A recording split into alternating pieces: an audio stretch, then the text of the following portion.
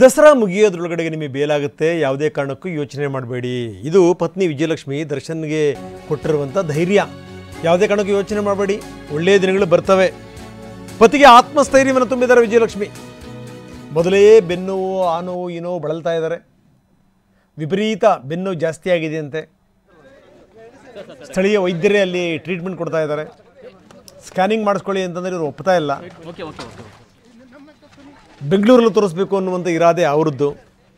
ಇಂಥ ಸಂದರ್ಭದಲ್ಲೇ ವಿಜಯಲಕ್ಷ್ಮಿ ಇವತ್ತು ಮತ್ತೆ ಗಂಡನ್ನು ಭೇಟಿ ಮಾಡಿದರು. ಜೈಲು ಸಿಬ್ಬಂದಿ ಹೇಗೆ ಹೇಳ್ತಾರೆ, ವೈದ್ಯರು ಹೇಗೆ ಹೇಳ್ತಾರೆ, ಆ ರೀತಿ ನಡ್ಕೊಳ್ಳಿ, ಚಿಕಿತ್ಸೆ ಪಡ್ಕೊಳ್ಳಿ, ನೀವೇನು ಯೋಚನೆ ಮಾಡಬೇಡಿ. ಜೊತೆಗೆ ಒಂದಷ್ಟು ಮಾತುಕತೆ ಕೂಡ ನಡೆದಿದೆಯಂತೆ. ಈ ಧೈರ್ಯ ತುಂಬುವಂಥ ಸಂದರ್ಭದಲ್ಲಿ ತಾಯಿ ಚಾಮುಂಡೇಶ್ವರಿ ಇದ್ದಾಳೆ, ನೀವೇನು ಯೋಚನೆ ಮಾಡಬೇಡಿ, ನಿಮ್ಗೆ ಒಳ್ಳೆಯದಾಗುತ್ತೆ ಅನ್ನುವಂಥ ಮಾತನ್ನು ಕೂಡ ಪತ್ನಿ ಹೇಳಿದ್ದಾರೆ ಅಂತ.